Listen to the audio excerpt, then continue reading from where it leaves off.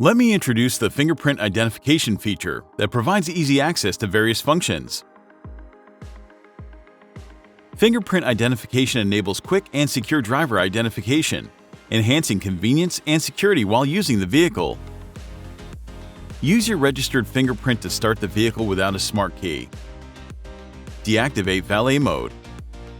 Unlock your profile and enjoy other convenient features. Now let's explore the features of fingerprint identification. Add a fingerprint.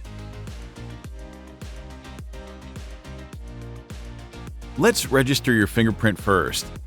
Select the menu icon at the top of the home screen. Then select Profile Settings. Choose the profile of the registered user, and then on this user profile screen, select Security. Select Fingerprint Identification, and then select Set Password. Now you can set a password for fingerprint identification. Select Set, Delete Fingerprint, then press Set. When prompted by the pop-up message, place your finger on the front fingerprint sensor.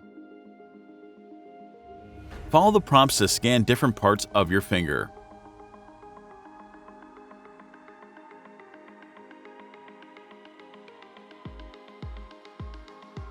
Fingerprint registration has been completed.